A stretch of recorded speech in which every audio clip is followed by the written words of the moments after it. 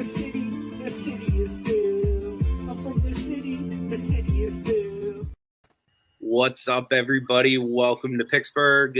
This is Anthony. Got with me my guy, Gate City Paul, right here over to my right. I also got Hot Hands Hoshik over here. He's hard at work. We're trying to scan in orders and get stuff rocking and rolling for you guys. Don't want to lose a step, even though we want to take time to catch up and connect. You gotta change your intro to from the City of Angels now. I am from the City of Angels. Yeah, that's true. Well, I'm still from the City of Steel, but yeah, I might have to remix that. That was my attempt at like a record scratch. That was very, very bad. Yeah, what he said. What he said. Yeah, what exactly what he said is what I meant.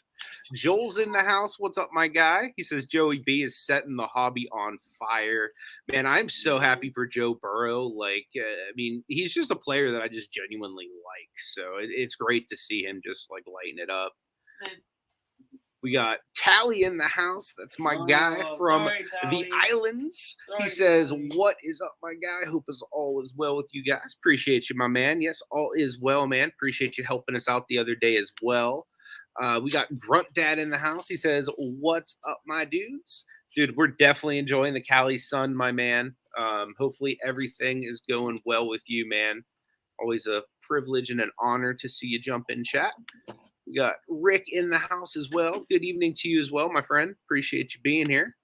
Yeah, man, it's been a little bit of a wild week already, wouldn't you say? Like just as far as like getting stuff done and organized and man, like this guy is. And aren't you guys a man short too?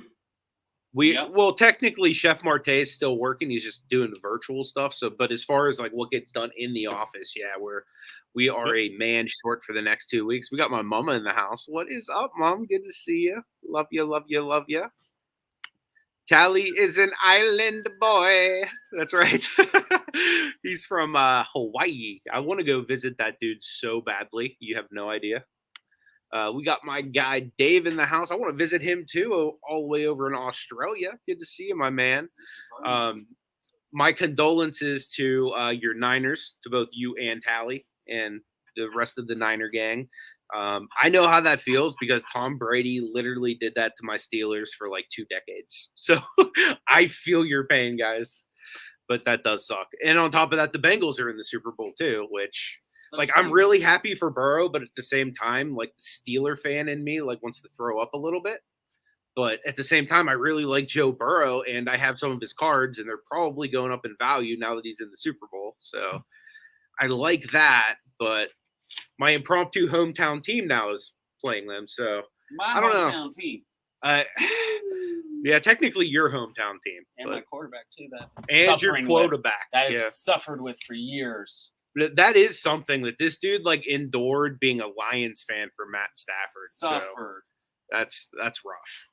Yep. Not even like Detroit people claim that.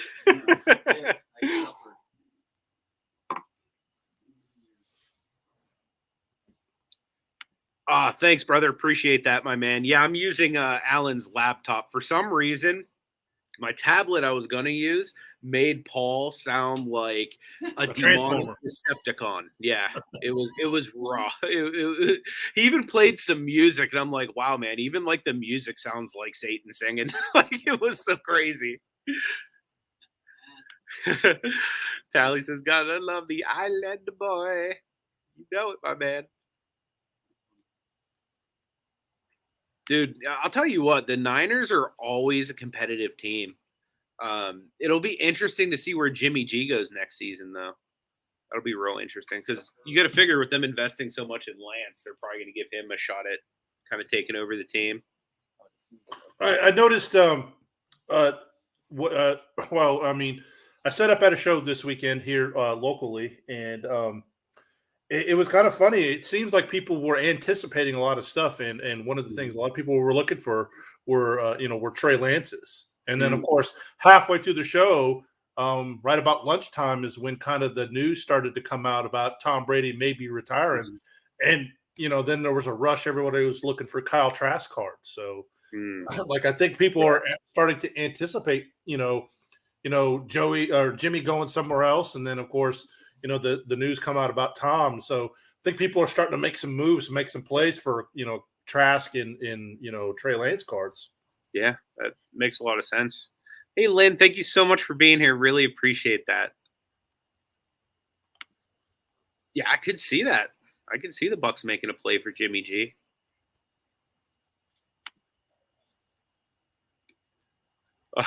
Grunt Dad says half your audience is overseas, big time channel. I wish, my man. But it is kind of cool to have so many people from different places tuning in. Really do appreciate that. Are you guys bummed TB12 retired the same year as Big Ben? Not necessarily. Could you imagine that quarterback class? That's going to be disgusting, though. Like because you got to imagine they're both first ballot Hall of Famers, so they'll probably get in. Yeah, I mean, you look at it this way. If things still play out, you probably within 3 years of each other, you're going to have Drew Brees, Tom Brady, Phillip Rivers, Ben Roethlisberger, Matt Ryan all going to the Hall of Fame, probably within a 3-year time span. Yep. Just because Aaron Rodgers, I mean, that's going to be a disgusting Hall of Fame class. Come when that time comes up. I could totally see what Grunt Dad's saying here as far as Gronk goes is following Brady into retirement, just kind of like he followed. Well, I think Gronk's contract ended. I don't think he's under contract. And I think that played in. I think Tom looked at the fact that Gronk's not under contract. I think he probably doesn't re-sign. They don't really have first round draft picks for a while because I think they made some moves when they had what's his name down there, Watson, and they didn't really do anything with that. And I think a good percentage of his offense and defense was going to be free agents. So I think he kind of took all that into and said, we may not be as good as we think as we've been the last 2 years. So I think that played into a lot of why he retired. Yeah, I mean, it makes sense. I mean, especially because one thing I told Alan, in watching Brady this offseason, it just seemed like the thing that he normally has just wasn't there. You know what I mean? Not saying that he wasn't good. He's still Tom friggin' Brady, but you know what I mean? Go get itness. You know what I mean? That hey, I'm friggin' Tom Brady. We're going to go win this thing. I just didn't feel like that was there. You know what I mean? I don't know. And maybe a guy gets to the point where he's just hey, that's what's left in the tank. I'm not saying that he didn't have more. God, Tom Brady he could play at a high level for 5 more years. I guarantee it. Yeah, his statement read that he doesn't have the 100% passion anymore or something. Yeah, that's kind of what I was talking about, the heart behind it. You know what I mean? It just seemed like something was missing. That because normally playoff Brady is different than what he has been. Even just a latter few games of the year. Right. But granted, I mean, he was going through so much turmoil with Brown and the team and all of that too. So I could imagine that would probably play a little bit into it. Highlight Rick's question there. I think that you can't go wrong with any of those. However, I'd kind of rank it with Mahomes, Allen, Burrow, and then Herbert if you want to kind of rank those in which order. I think Herbert, I think he fell off. I think he kind of fell into that sophomore slump this year. I mean, still played great, still played pretty good, but, just not enough to kind of push his team to the next level. Yeah. I mean, luckily he helped my fantasy team. So Herbie, you're A-okay in my book, buddy. But yeah, I honestly would probably put those quarterbacks in the exact same order as Paul. And that's only because I'm really big on Burrow. I mean, a lot of people might say Josh Allen would be number 2 in that equation, but I really, really think Joe Burrow is going to be a dangerous force in the AFC for a while, which sucks for me to say because I'm a Steelers fan. So he's going to poop all over my team. So that's going to suck. So I would definitely go Mahomes, Burrow, Allen, and then probably Herbie. But I mean, Allen and Herbie are interchangeable for me because I'm actually a little bit bigger on Herbie too. So I just feel like he has a lot of upside as well. But I mean, Allen, they're all studs.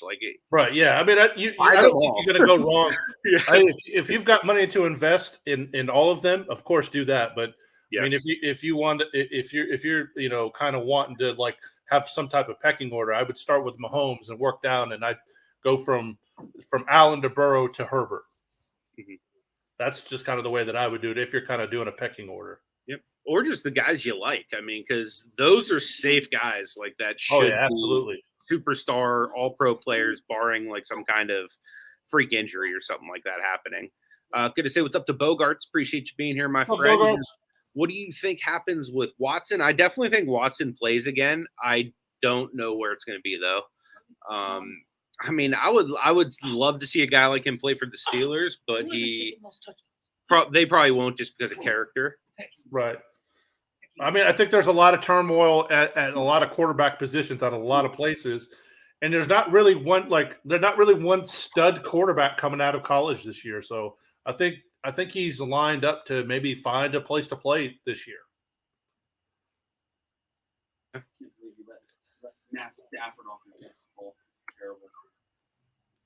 I don't think that damaged Brady's legacy. I think it's going to make it harder for him to get another job. I mean, there probably might still be a team desperate enough to bring in Antonio Brown. There's a whole new league he can go upset over there at that USSFL or whatever it is. He can go over there and disrupt all of that. Touche. But I mean, I think Brady very well could have won another Super Bowl, but again, like, did he really want to like put forth whatever efforts were going to be necessary to do so? I mean, look at this. Most of Brady's Super Bowls, like he didn't really like, especially the last couple that he had in New England. He didn't really have a star wide receiver. I mean, he didn't really have somebody that other than Gronk, but as far as at the wideout position, I mean, he had Edelman, but as far as like his like go-to wide receiver out there, like you could put 4 water boys out there, and if they get open, Tom's going to throw it to them. So, I mean, I don't really see Antonio Brown having that much of an effect on why Tom didn't win the Super Bowl. I mean, I just think they ran up against some hot teams. I mean, the Rams were hot when they played them, and I think that was kind of what played into that game. Yeah. I think the problem was not having Godwin. Yeah, Godwin's a big loss for them too. Yeah, that was true too. Yeah, and an unhealthy Mike Evans still, who's playing injured. Yeah, I mean, it was like a flurry of things, and I mean, honestly, like Antonio Brown's a cancer to a locker room. Like every single team, like locker room he's been a part of, like he's left the team in chaos. So, like, I'm sure he's not like the sole reason, but I'm sure he contributed to it. I think that's right. I think Rodgers goes to. I think he's going to end up in. That's where I think he's going. I think he's going to end up in Denver somehow. Oh, Denver. Yeah, that's where I think he's going to be. I think he's going to end up in Denver somewhere. I would prefer him to come to Pittsburgh, but you know what? He can't go wrong with any of those teams. I mean, Denver like is a team that is primed for a quarterback. Pittsburgh's a team primed for a quarterback. The Niners, I mean, they don't really need a quarterback at this point. Yeah. I mean, I think the Colts are primed for a quarterback too. Looks like there's going to be a change in Seattle as well. So, I mean, I think there's there's going to be a lot of quarterback positions, kind of coming open. I mean, Carolina, I mean, they really haven't had a steady. I mean, Sam Darnold stepped in this year, but he got hurt a few times, and then they went back to Cam Newton for a while. But I mean, there's another team that really is not solidified at the quarterback position. There's a lot of places. I mean, I don't think New Orleans is set on a quarterback yet either. Yeah, true. I mean, it's going to be interesting. Like, this is like probably going to be one of the better off seasons for quarterback movement that we've like probably ever seen. Like, I don't remember like this many high profile quarterbacks being on the market since the year Breeze and Culpepper were. I mean, unless I'm wrong on that, but like, I mean, normally guys hold on to quarterbacks until they're like either busts or, you know what I mean? There's not normally this many like allowed to walk. Although we have had an influx of really good quarterbacks coming into the league the past few years too, like just an insanely talented bunch of quarterbacks. What's up, Beast in the Beauty? Appreciate you being here. And Glorious P, what's up, my man? He says Mahomes cards are so overpriced, in my opinion. Watch what happens when his contract kicks in. Yeah, I definitely think his stuff, man. Like there was a really good buying point for him a little bit earlier in the season when they were slumping. You're right. I think it's topped out now. It's man, it's gone drastically like higher since then. But I mean, honestly though, off season probably won't be a terrible time to pick up some Mahomes because like the Chiefs are always a team that's in contention. So I think he's always going to kind of have that upside. But yeah, I mean, definitely right now probably isn't the best time to be grabbing him. Burrow has more upside than Mahomes, doesn't have room to grow. He's already high. Yeah, I agree with you. I mean, I don't know if he has more than Mahomes, but I would say he has probably as much, for sure.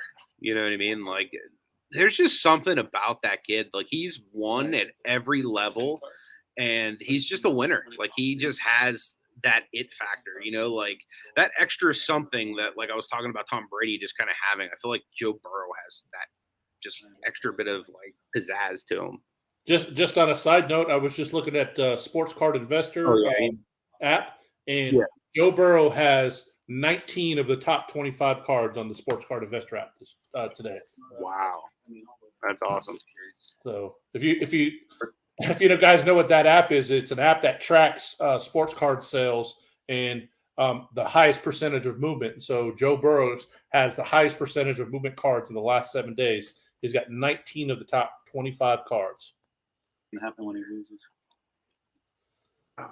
Dude, you think he's going to lose? I don't know. Paul, who are you picking?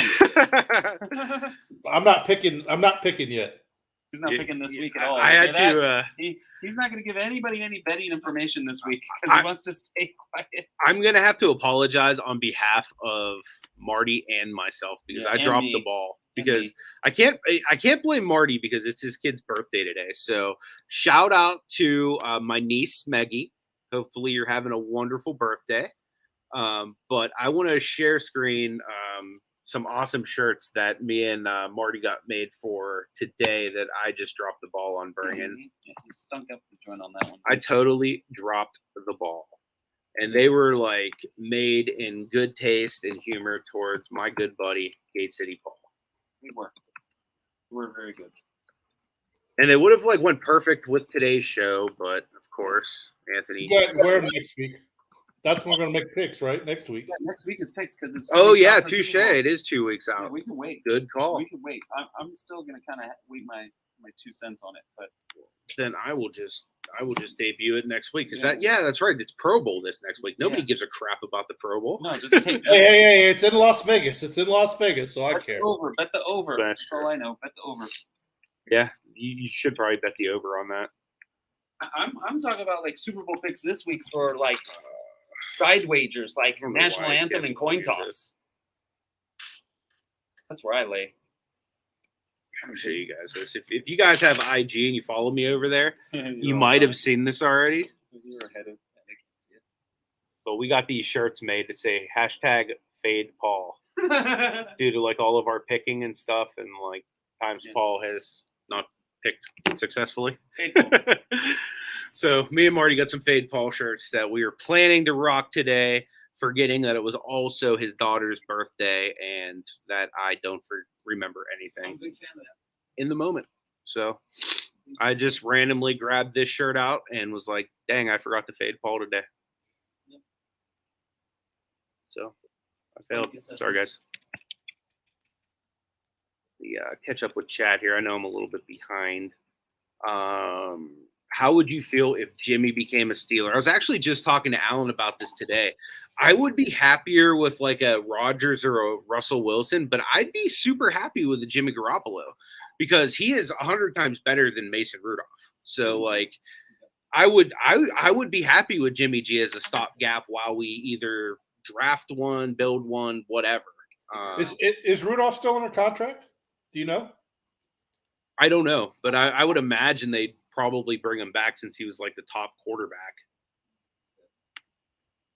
Tally says Washington Commanders. That's what they came up with.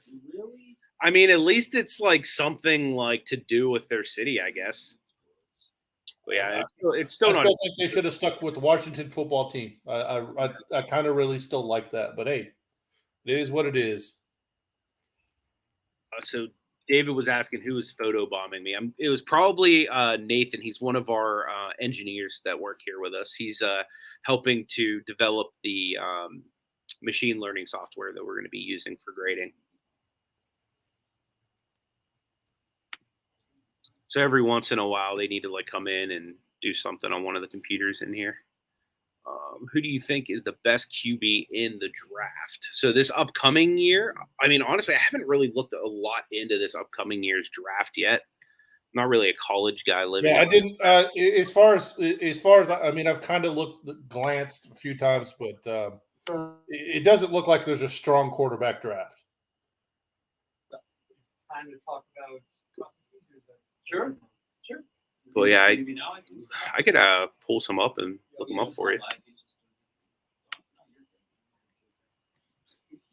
Yeah, you guys are totally cool. Do what you got to do. No worries.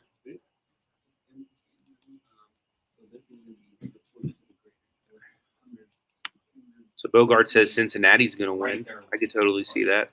Dude, Joel, I said the same thing today, man. Like, somebody had said, Happy Chinese New Year, Year of the Tiger. And I was like, how fitting is it that Joe Burrow's in the Super Bowl on the Year of the Tiger? Because not only is he a Bengal, but he was also an LSU Tiger, which is, he's like a double Tiger. I think that's totally dope. Bengals to win, but it will be close. The only reason I'm kind of leaning towards the Rams is just because I feel like they're built to come against the Bengals just because of Aaron Donald in that line. Like, I just think that they'll have a lot of like kind of like a field day against the Bengals' like weakness, which is the offensive line. So I don't know. Are you able to hear me all right there, Paul? Yeah, I got you. Just making sure. I just want to make sure I didn't end up muting myself. Can't forget, yeah, Russell Wilson would be a fantastic pickup for literally any team. He's like one of those pieces that could add up to a Super Bowl pretty much anywhere. Rusty Russ. Yeah. Like it. Buck Stops here. Good to see you. Appreciate you being here. Want a bit on the 2017 Bowman Chrome, Luis Alexander Basabi, BGS 9.5, Mint 10 Beckett autograph. Nice. Can you tell me how much you think this sports card is worth? I'm gonna leave that in your hands, Paul, because I'm not a baseball guy that much. So. I'm not familiar with that name. So What's the name? Mm-hmm. I mean, the simplest thing is to take it to eBay. I'm out. No, you never heard of him either. No. Yeah, but the simplest thing to do is take it to eBay and you know, check your comps over there. Yep. Another thing is if you have market movers or like card ladder, like one of those things, you can look it up on there as well. Those will give you a little bit more of a fluctuating thing, so you can get an idea of like over the life of it. But I mean, honestly, I don't really deal in cards that expensive. The stuff I deal are like Isaac Okoros and weird wrestling autos and stuff like that. People on Burrow train need to pump the brakes a little. Take a step, repeat. He still plays for the Bengals. Thank you so much, Grunt Dad, for putting down the Bengals. Like, as a Steelers fan, that makes me so happy in my heart. But I mean, honestly, like Joe Burrow's good enough to win a Super Bowl. I think he's already good enough to win a Super Bowl. But at the same time, you're right. He plays for the Bengals, and they have a rich history of always finding a way to lose or to choke or to have something bad happen. And he's also going up against like literally one of the best defenses. Like Aaron Donald's probably one of the best interior defensive linemen going against one of the weakest offensive lines. But then again, he literally has weapons everywhere. So if you give the guy 3 seconds, he's probably going to make a play.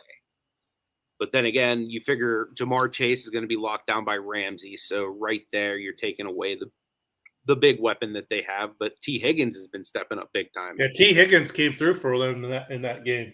Yep. And then, like, I can't put past Tyler Boyd, the Pitt boy. He is a Pittsburgh boy. I got a 2017 Bowman Chrome prospect for Beckett 9.5 with a 10 auto. Somebody bought one from ComC for a grand total of $12. But then there's another one down here at the bottom that went for 4, but that's a 1 of 1. Never mind. That's a $400 card. So that one was a 1 of 1 though. So that's kind of what I see. Just a quick search on eBay. Spider, my man. He says Matt Corral is the quarterback. Is like the main quarterback in this upcoming class from Ole Miss. Hey, I'll take him in Pittsburgh, man. Anybody with talent, I'm totally fine with coming to Pittsburgh. Lunar New Year is huge in Korea. The entire country shuts down from Saturday to Wednesday. Thank Christmas for 5 days. Yeah, dude, the crazy thing is we were trying to order some supplies. Like we get a bunch of like team bags and all kinds of like just random stuff like that. And we were trying to order supplies. I think it might have been from like China. And literally couldn't get them till after the Chinese New Year. I was like, wow. And I'd never heard of that before because, like, at least most time in the U.S., you can still at least place the order or whatever. Never heard of that before. That's kind of cool. At least they're giving people time off for their families and stuff. Here. Any ticket? Do you know if Mac Jones, the chef pulled the other day, was numbered? Might see if he will trade for the Kaboom. The autograph one, I can let you know. Actually, I probably have his Mac Jones right here. I have a lot of the chef's like high-end stuff like right here, ready to go in for grading. So I will check and let you know. Hey, Chef Marte's not around. You couldn't even put that bad boy up for auction right now. Yeah. Anybody interested in some chef cards? Like, dude, his collection is just disgusting. Like, every card just, like, is good. He doesn't have bad cards in his collection. He just has, like, random case hits just, like, lying around. Like, it's insane. Okay. He has a lot of Mac Jones. Like, he has the gold Mac Jones. He has the portrait Mac Jones. He has the optic red and green. Like, this dude has literally Mac Jones for days. There's the Zach Wilson he pulled. That's numbered out of 15. 5 of 15. Wow, that's sick. Here's another Mac Jones. 10 out of 10. Jersey number. Here's the Mystique one. This is numbered 1 out of 25. That was the first auto that he pulled. It's the acetate 1 out of 25. And the second one is numbered as well. That's out of Illusions. Rookie endorsements, 95 out of 125 on that Mac Jones auto. And there's his Tom Brady 1 of 1. Oh, he's got a Najee Harris. Joe Burrow silver. Yeah, the chef has some good cards, guys. But yeah, those are both numbered. And I'm jealous now. I am officially jealous of the chef. He's got one of the best collections, like, out of, like, people I know personally. You like old sports cards for the most part. Like vintage stuff? That's awesome. What's your favorite thing to collect? Is there, like, a team or is there, like, an era?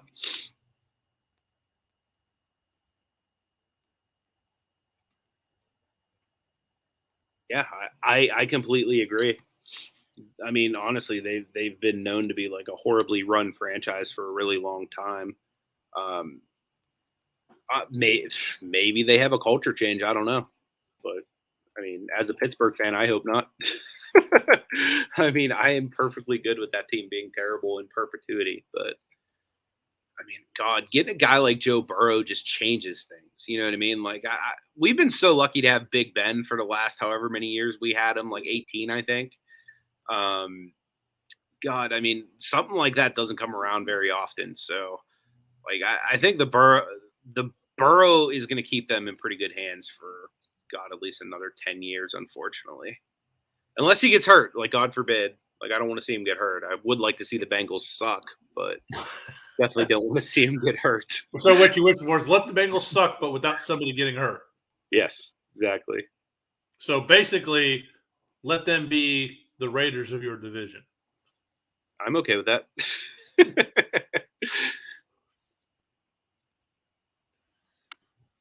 This was the best NFL playoff season in my memory. Do vintage and position players ever get hobby love like baseball and basketball? I hope so, but honestly, probably not. Like, No.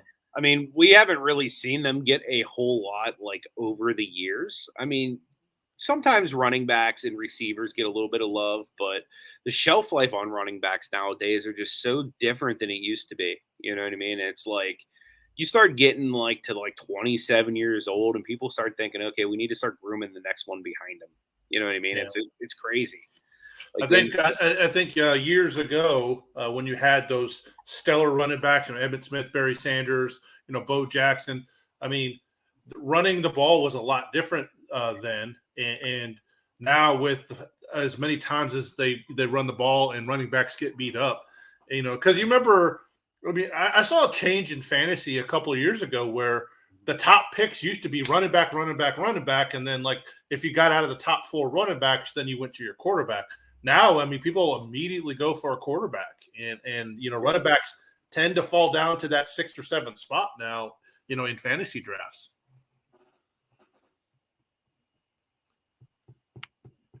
Micah Parsons, yeah, I know the chef's got some of those. He's going to pull for you once he gets back in town. I believe they're up in those top boxes.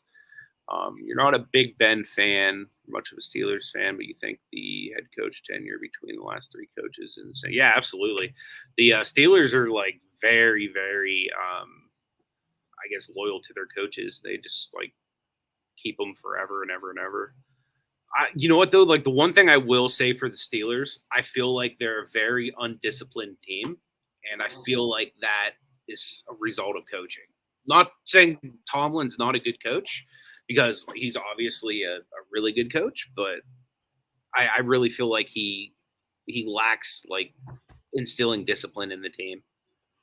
Like I feel like that's been a consistent thing since like he's been their coach. That's the only knock I have on Tomlin. Other than that, I love how he has really big eyes and says the most funny things ever. Yes, we will be playing football. No, we will not be letting you know which players are starting this week. You know what I mean? Like, I love that dude.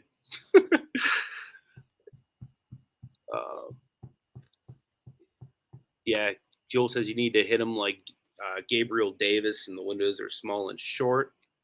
Nana Tink's in the house. Good to see you, Nana. Always wonderful. Yeah, I think with running backs is if you're opening wax and you're pulling a running back, those are the cards you kind of sell quick. There's not really running backs that you would hold on to. I mean, yeah, people got lucky with Christian McCaffrey, but I mean he's starting to fall off too. He's been injured the last couple seasons, so yeah. Spider, normally what I do in that case is I'll look at either the previous year's set for like the same player in a similar numbered, or like just a player of Donovan Mitchell's caliber that has sold in that set. Yeah, look for something the exact same. Maybe that's not Donovan Mitchell with the same number. So you look for other blue fluorescents out of 15, and then kind of find somebody that's comparable to him, and that's the best way to do it when there's not something on there. Yeah, it's typically the only thing to do. It's like the best guesstimation. Rick says, do you collect Steelers greats? I do. Swan, Stallworth, Green, Bradshaw, Ham, and Lambert, all of the above. Love those guys. There might be some of that coming to you in that package I sent to you. Beautiful. Yeah, actually to decorate the LA office where I'm working right now, I had to put up something LA Rams, and me being a Pittsburgh boy, there's the LA Rams decoration I put up. Jerome Bettis, my favorite LA Ram. Yeah, I had to put a little Steeler flair to it. Sorry to shake you guys around.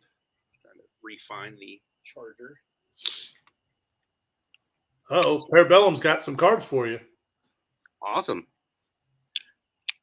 Any WWE cards you're still after? I just broke. Nice, dude. Yeah, they're definitely. I mean, honestly, I'm trying to collect like a little bit of everyone that like is either like a big name in autograph form, or like some kind of like cool short print or something like that. And I'm really going after a lot of the guys that like I grew up with, like in the Attitude Era in the 80s as well.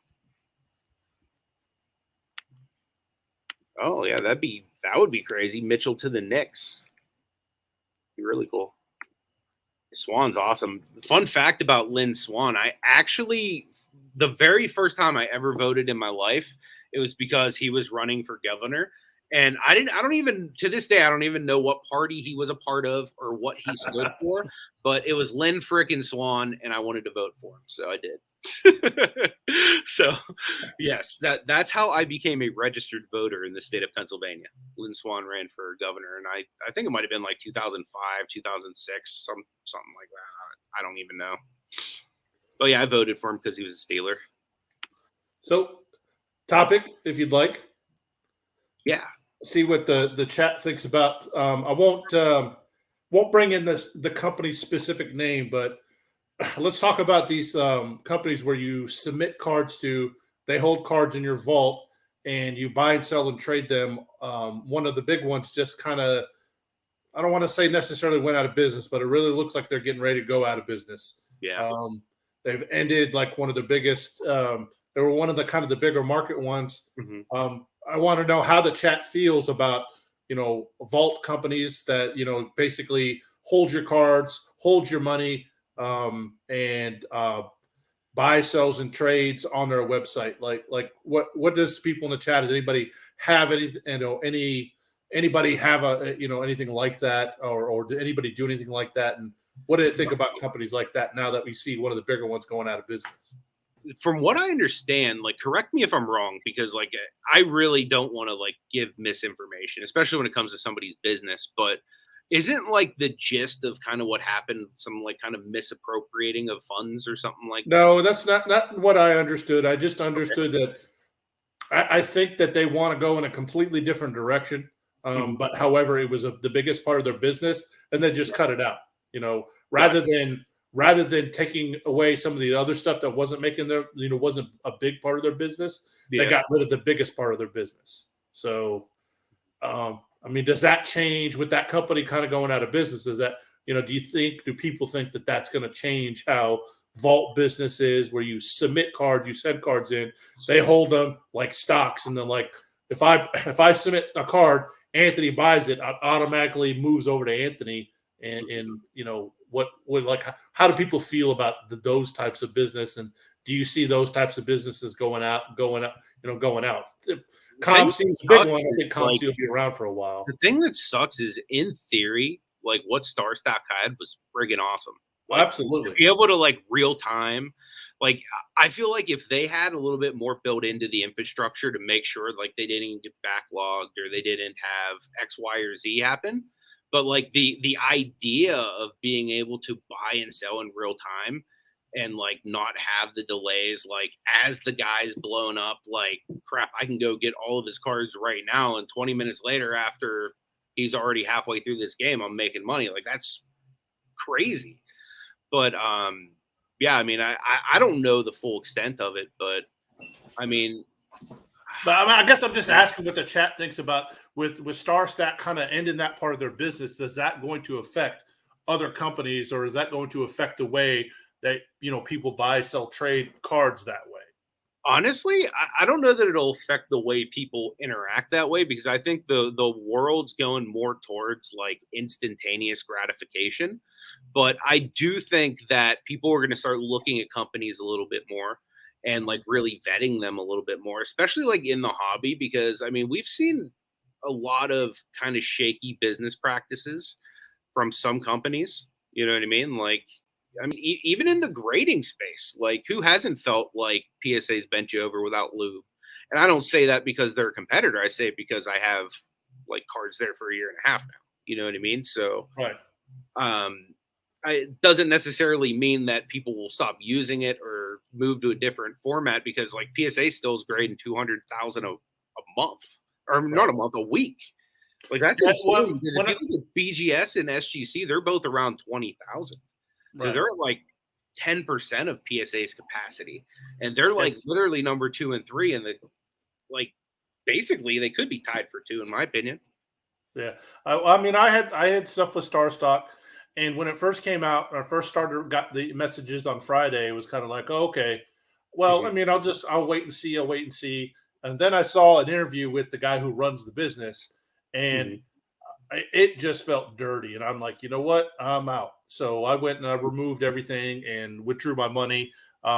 It just seems like they're a sinking ship and they don't know where the hole is. That's kind of where it is. But I'm just kind of wondering, like, because one of the things is that, like, a lot of these businesses were created during the upside of card collecting, and now it's kind of maybe evening it out. Like, are we going to see more businesses like that, kind of like going defunct or something like something like that? Because also part of it, and he denied it, but you could see that he didn't really know what he was talking about, was that they got caught up in some of that PSA asking for some of their money, and they didn't have the money.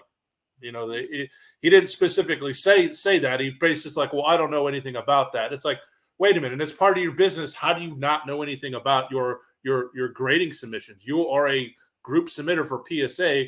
You're the owner of the company. How do you not know how that process works? When he said that, I was like, I'm out over there, because it just didn't, it just didn't jive with me, and I didn't feel real comfortable with it anymore. The thing that sucks is I always wanted to try the platform because, like, the concept of like day trading cards seems cool. Like, it seems cool to like play fantasy card trading, So like, if somebody's able to come up with something that is like next level cool, I would love to try it. And honestly, I think the only reason I didn't try it before was literally because we were doing our auction, and like every little card I had, I was basically putting up for, right. Yeah, the other part that kind of turned me off over there is when the question was asked is, well, if somebody requests their cards, how long is it going to take them? And he's just kind of like, nah, we'll get to it in about 2 or 3 months. Yeah. It's like, really? It's like, so you don't, so you've decided that you're not going to sell my cards anymore. So you've decided you don't care about my cards anymore. So if I'm going to ask for them back, you're just going to be like, oh, we'll send it back to you in 2 to 3 months. It's like, that was the other part that kind of turned me off to them, and it made me withdraw everything I had over there. It's not for me anymore over there. I'm going to try to find another one to do that, because like you said, I mean, stocks is something that I've been interested in. It's not something I fully understand. Sports cards are, and so sports card and stocks kind of mirroring them up. I kind of like that, and I was kind of doing that over there. It was a cool idea. Like, I think that's why it worked to begin with, is just because it was cool. Like, honestly, my buddy Dakota over at Sports Cards Anonymous, like, I watch his Star Stock videos, and I don't even do Star Stock. I just thought it was cool, you know what I mean? To like watch like how people are buying and selling over there. Like, like there's people buying a card at like 62 cents, selling it like a month later for like $2, like there's a lot of that type of stuff going on. Yeah. And that's fine. I mean, you go over there, you buy something for 20 cents on, at the beginning of a basketball game. By the end of the game, you can sell that card for $1. I think that's a win. You know what I mean? Yeah. Especially if you do it in bulk, you pick the right players, or you really know your thing. Like, I would imagine a lot of people made some good money on there. Like I said, unfortunately, I never had the chance to try it. The chef and I were actually talking about that right before we moved out here. Maybe we were going to try it with some of the extra cards we have. Because, I mean, dude, you see all the crap the chef been ripping, man. Like, good, easy way for him to be able to transact that stuff would probably be in a marketplace. Well, that's what I was doing. I was like, I don't rip as much as Marty does, but I mean, I do get, a fair share of product. And, after you pull out the Mac Jones numbered autograph, what do you have after that? Dude, he's a big game hunter pretty much. So like literally like the stuff he rips, he might keep like a card out of the pack, 2 cards out of the pack. And then the rest he just like wants to either throw on eBay or do X, Y, or Z with, use them for trades or whatever to get the stuff he is looking for.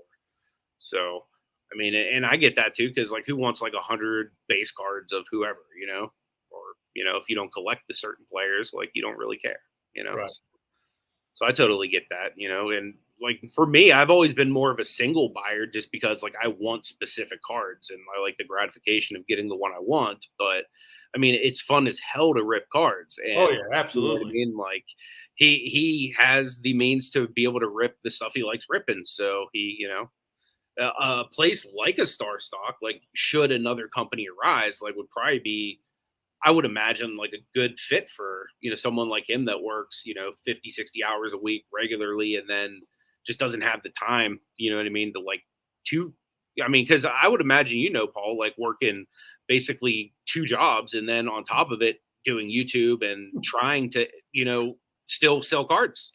Yep. You know what I mean? Like, yeah. So Essentially, I get the feel of I'm that. essentially working 3 jobs. I mean, working with you guys and then my regular job and some side stuff too. So I Yeah. mean, it's That's what I'm saying. Like stuff like that. I mean, and then to make it fun to sell the card or interact with them, like I think that was the appeal of it. And like I'm 100% positive somebody's going to step in there and basically be like, okay, this is kind of where you guys drop the ball. Let's try to make this work. right. You know what I mean? Not saying that Star Stock's going to do that, but somebody's going to step into that space because money's still green. Yeah. I think you can still. I think they're still accepting wax and graded, but The guy Mike's in the house. Good to see you, brother. Go check out Huddle Card Collection. That's him and his dad's channel. If you guys haven't had a chance to check that out. Front Dad says, I use COM-C because it's simple and straightforward. Star Stock tried to grow and get cute with the business NFL. Yeah, I mean, sometimes like you just need to be, patient with growth. You know what I mean? You can't just pour gas on something that's not ready to burn, or at least burn the right way, because you pour that gas on, that might spread somewhere you don't want it to go. right. Because I think they grew into they I think they started with that submission process and the day trading, and then they try to get into breaks and doing all kinds of other things. And I think if they would have just stuck to what they were doing, they probably would still be in business and still doing. The odd thing that happened to me though with them was that like I sent in a bunch of stuff, and then as it was being processed in, they cut and limited. They said, okay, we're now not accepting these types of cards. But I had already submitted and they were already sitting there for a month. And then so half of a submission, got sent back to me. And of course I had to pay for it to be sent back to me. But I submitted it before they did the cut. So that was another kind of thing that kind of really turned me off on them, was that, if something gets submitted before you make a change, that stuff should still have been allowed, in my opinion, because it cut my submission in half, and basically anything I had that went in with that submission, it made it harder to make any money on, because it actually doubled my price, it doubled my cost. Yeah, I definitely see what you mean, David. While there are a lot of businesses coming in right now, I think a lot of the people that came into the hobby during the pandemic that might have just been in it for like the day trading aspect, like, hey, you can just make money doing this. You know what I mean? And I think once like the hobby started, I guess stopped being completely red hot on fire to where like, oh my God, I can make money off of Sekou Demboya. You know what I mean? Once that stopped, I think like a lot of people that we're kind of in it for kind of just the financial gain started kind of trickling off a little bit, and it's kind of becoming more of a resurgence of like the true collectors that are like really in it because they actually love the stupid little pieces of cardboard. If you watch Chris Sewell's videos, he does 3 of the videos he does a week focus on eBay sales. And I mean, a lot of those sales are starting to decline. Like, the top sales for the Michael Jordan rookies have, from a year ago have dropped, almost $50,000 in the last year. So, I mean, I think card prices are starting to, I don't want to say come down, but I think they're coming back to a normal level that they were pre-pandemic. There's another thing too. Like I was watching my guy Skylar to the Moon Collectibles over on IG. He went live with, I think it might have been Rip and Wax. I'm not sure. I was new to him, so it was the first time I've ever joined in on one of their conversations. But being that Skylar was there and I know Skylar, I jumped in, and they were talking about just all kinds of just crazy stuff going down as far as like the whole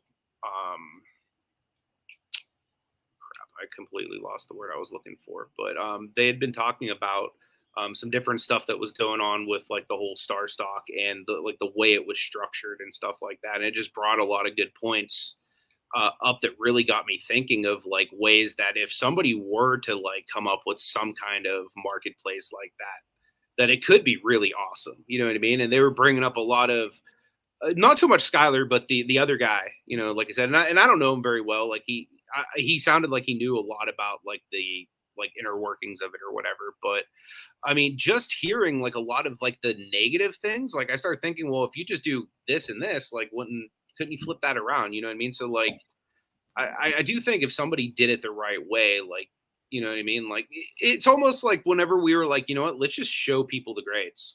You know what I mean? Like, cause that's like the biggest thing when you send your cards away.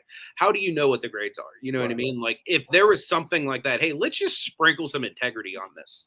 You know what I mean? Like, yeah, I mean, I got into a Facebook conversation with somebody who, you know, basically was like, you know, they didn't understand the grades that they got. They weren't complaining about the grade that they got, but they didn't understand how they got it. You know, and I think we're the only company that shows you your subgrades like for free. You could pay the other companies; they'll put them on there, but like people are not used to seeing those subgrades. If they're used to submitting with PSA and Beckett and SGC, you don't see those subgrades unless you pay for them. And even with CSG, I think you got to pay for them, right?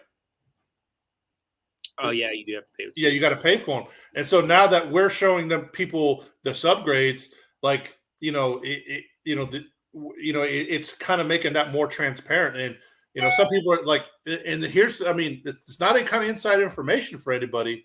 You know, PSA, SGC, Beckett, your overall grade is not an average of your subgrades. That's not how it works. So, I mean, you know, that's you know, a myth of the hobby. It's like, you know, 3 9.5s and a 6 brings your overall grade up. No, that's not how they do it. So we're the only ones telling you that's not how they do it. Here's what you got. So. Yeah, I mean, a lot of, I think basically any business model that if you just put a little bit more like honesty, integrity, just whatever into it, it's just going to work a little bit better. Right. I don't know if he's, yeah, dude, I agree with Joel here. Like, I don't know if we'll ever see pre-pandemic pricing, but I definitely think like now that there's I believe some PSA at 50 right now. Am I right in hearing that? I know they. Yeah, I think there is, but I think it's through their group submitters. Group submitters, okay. I think, yeah. or you have to have one of their membership levels. It's one of the two. I can't remember. It's still crazy to say, oh, PSA is only $50, but yeah, I mean, PSA used to be $8. Okay, so I mean, I know I don't think PSA is ever going back to 8. Could they maybe one day make it to like 25, 30?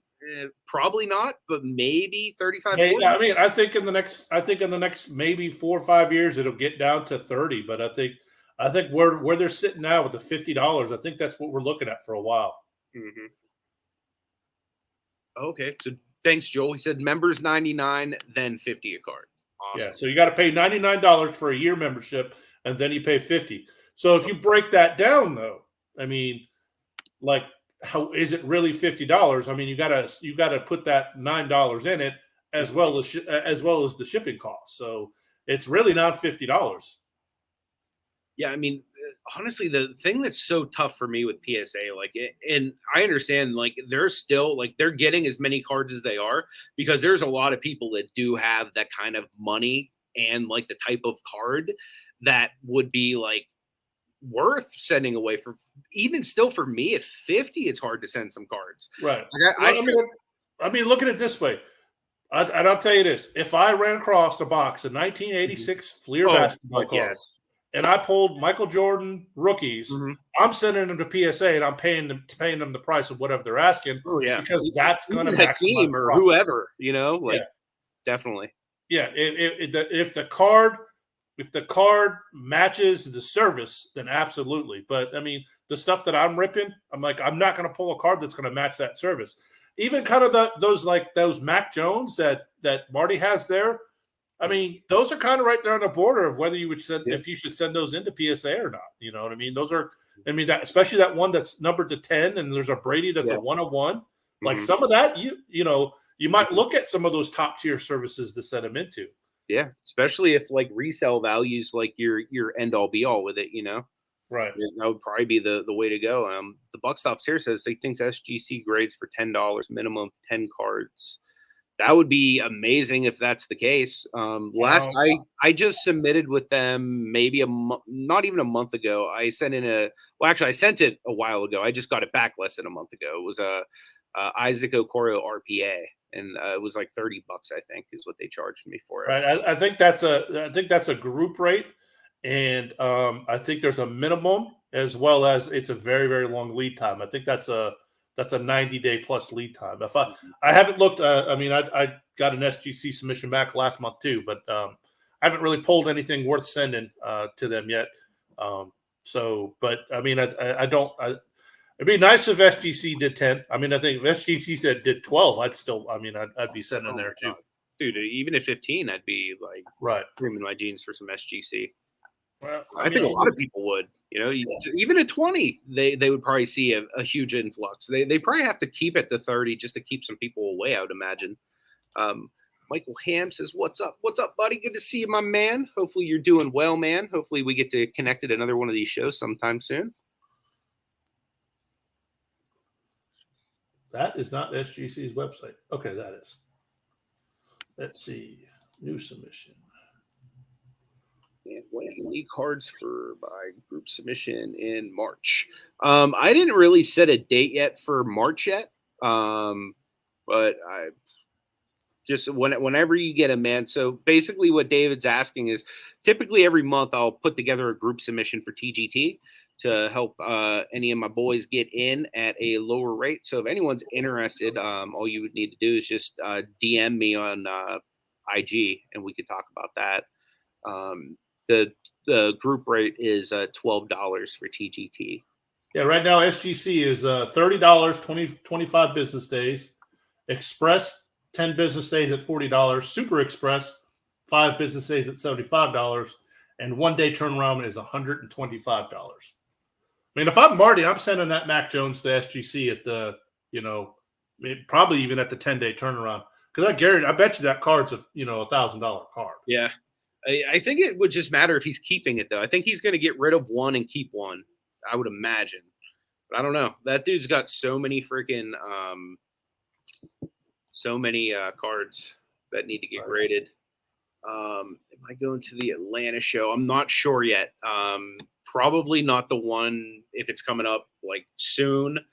The next show I'm going to is Virginia Beach. Me and Gate City Paul. We're heading down there on, I think, the 26th. I think that's what you told me. Should be a good time. CSG. Gotcha. Yeah. Yep. That makes sense.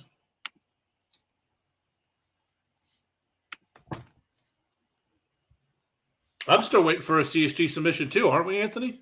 Yeah. Yep. And that's been more than 100 days. Dude, it's been a ton of days. Right. I sent them 4 and I've gotten 3 back. And this last one is like forever long. Like, oh my God. And there's good Verjals in there that need to come home. Is there such thing as good Verjals? Of course. They're all good. Yeah. Listen, I don't have any readily available. I think they're all over in the next room. But I mean, SGC, that black label, that black and white label, that is so nice and clean for the right card. They're taking a bite out of PSA right now, and PSA is not doing themselves any favors. Yeah, I agree, Joel. SGC is definitely creeping up there. Honestly, in my opinion, like I feel like a lot of people are putting them right there with Beckett for number 2. Looking at this in all of this conversations for the last year or so, how many times does Beckett come up? Not very often. PSA and SGC are the ones being talked. I can almost think that Beckett might have, they think they're the top kings. I think that they have, unbeknownst to them, maybe dropped down to that 3rd spot. Their whole crew think they're still like the king of the industry. You know what I mean? Right. Like the Beckett fanboys are like almost worse than the PSA fanboys. Right. Well, I mean, I was watching kind of a mid-tier YouTuber went to the Dallas Card Show. Beckett had a booth there, and he did a submission. And it was a raw card review. It wasn't a grading service or anything like that.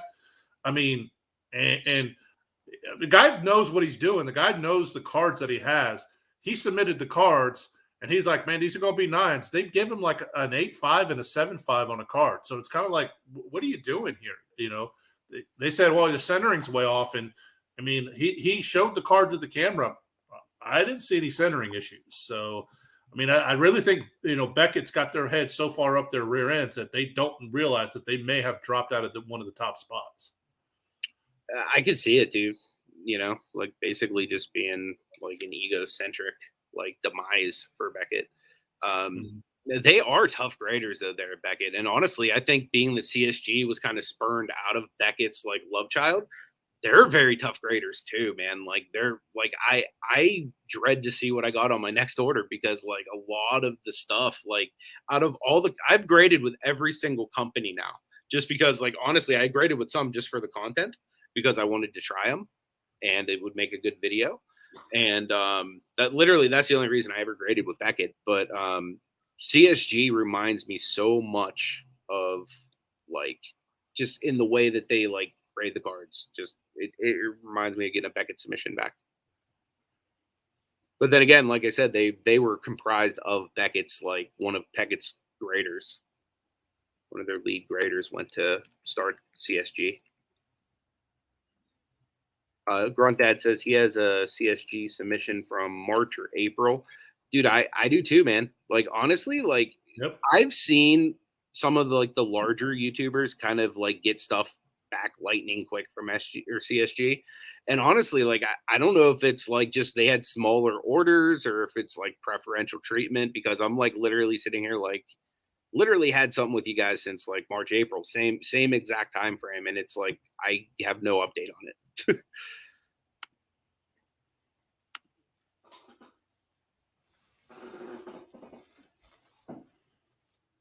How do you feel about the Beckett's Black Label? Oh, dude, Beckett's Black Label, yeah, I definitely agree that it's like a unicorn. So like it deserves to be like probably the most expensive just because like they don't give very many of those out.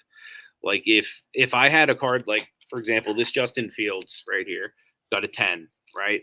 So I would imagine this is a 10 with any other company because to get a 10 is not easy with us because 9.5 is the gem mint. So this is a 10. I would imagine this should be a 10 basically anywhere. But the truth of the matter is like they're very hard to get a 10. So like they don't just hand those out. So like you would have a better chance getting a 10 with PSA, CSG, or like any of the others before you get one from Beckett. That's the part that sucks. Which is crazy. I was actually surprised. My first CSG order I ever got, I got 2 10s back. Granted, they were on cards that were literally dollar cards, but like I literally got 2 10s back, and I know how difficult it is to get 10 from them. But you could literally send in like 10 Beckett orders and never get a 10 back. Just because it's that difficult. Cool. So we're going to start to wrap up here, guys, in a couple minutes. Does anybody have any last-second questions for myself or Paul? Art's asking about the retail market. I think that was his continuation. The retail market. I haven't had any retail in 2 years. I know exactly what you mean, man. I'm hoping that the retail market's going to kind of come back a little bit. Thanks to my guy over at Huddle Card Collection, I was able to find some Mosaic the other day on Target.com. So luckily, I feel like Target's been a little bit consistent as far as like online cards. But as far as like finding wax like at the store, I mean, man, I really don't know what the answer to that's going to be.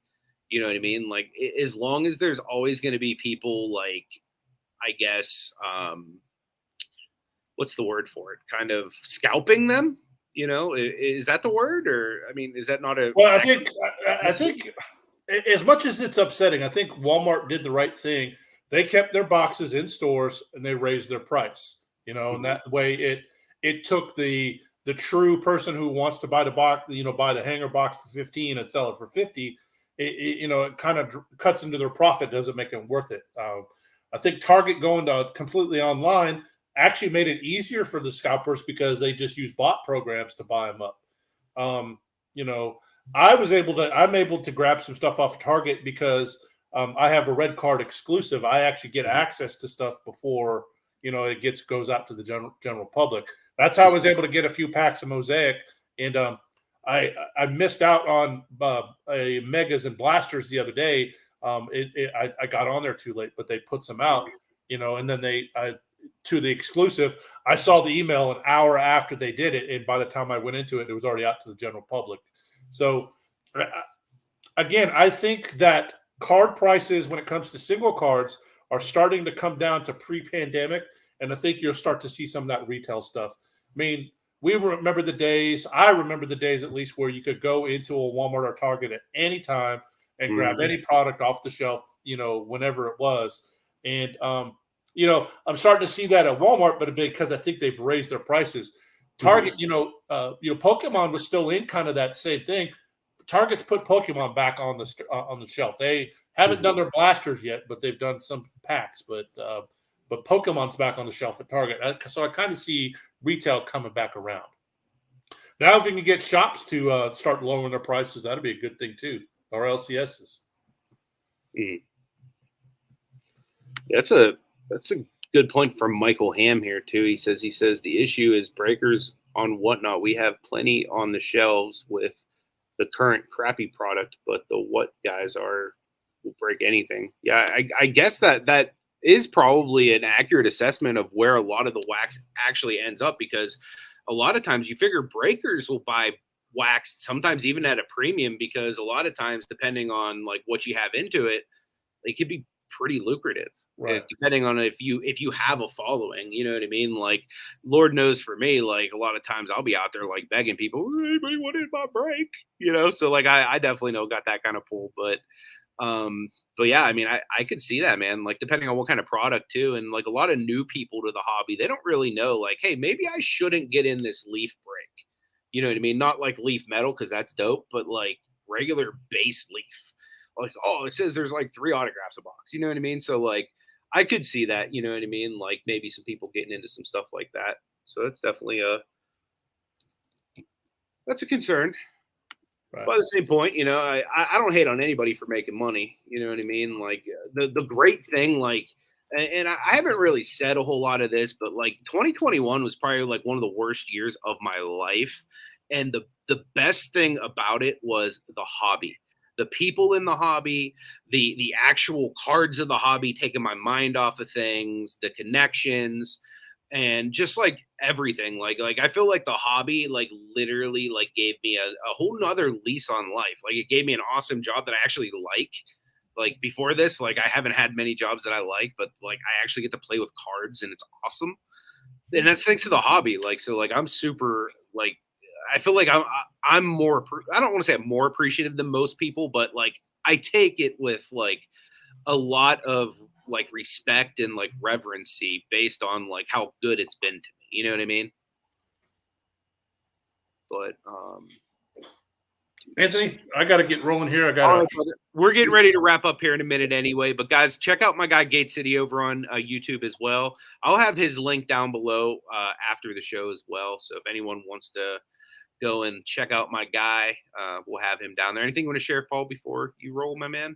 No, I'm gonna put out a video this week of the sports card show I went to. I set up at in Mooresville, North Carolina. So I'll have that video up soon. I ripped a bunch of product last week too, and got a bunch of videos on that. So look for some of that as well coming out. Cool, man. We'll definitely be looking for it, man. Appreciate you being here, brother, and hopefully you have a good night, my man. Got my guy Paul Antonelli in the house. Good to see you, brother. Appreciate you being here. We got my homie Kelsylvania reseller in the house as well. Yeah, Zion being hurt definitely does hurt that draft class. Completely agree. I can remember. I thought paying full retail price was crazy. Yep. Absolutely. I remember that as well, man. Like those clearance packs were like always my go-to. Like every single time I'd be at the store, those would end up in the cart, like the entire box. Yeah, you definitely don't see a lot of premium products on the shelves at Walmart and Target today. Like honestly, unless you have a red card, like you can't even get some of the better products. That's why I was surprised I was able to get the mosaics I got because I don't have a red card. But I guess mosaics not as hot as some of the other products, or maybe it's just not new anymore. I don't know. But I'm definitely looking forward to opening it. I haven't gotten to open any of the new mosaics yet. You don't have retail in Australia. That sucks, man. Illusions Burrow 10's going for $250. That's crazy, man. Yeah, I would imagine that they're going to keep upticking over these next 2 weeks. You'll probably see during the game they're going to peak, and then they'll probably drop back down. I would imagine. Worst thing in life was getting 8.5 on a perfect Steph Curry. That sucks, man. Yeah, I hate getting lower grades than I would like. Brunt Dad says, appreciate you, man. I appreciate you, brother. Keep doing what you're doing. If you guys haven't checked out my guy Grunt Dad, go check out his channel. He puts out a lot of really good hobby info. My guy Tally is back in the building. Any like last second? Oh, Simeon's in the house. Good to see you, brother. Appreciate you being here. Any last second questions anybody has before we get ready to wrap up? I got one more order here that we haven't processed yet that came in for the day that I would like to get out, or not out, but at least scanned before the end of today. Just because then we'll be literally scanned on everything, which is beautiful. So, but I appreciate everyone being here. Any other questions or things you want us to talk about, like even in future episodes, put them down in the comments. Any of you guys ever want to come on and shoot the breeze with us? It's not just limited to me, Alan, Marty, and Paul.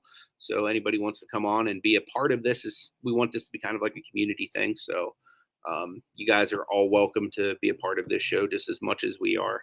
But hopefully next week, me and Chef Marte will remember to wear our Fade Paul shirts. And if we don't, please roast us because I'm going to feel like a big jerk missing it 2 weeks in a row. Awesome, brother. Look forward to hearing from you, my man. All right, guys. I hope you all have a wonderful evening. May God bless you. See you later. From the city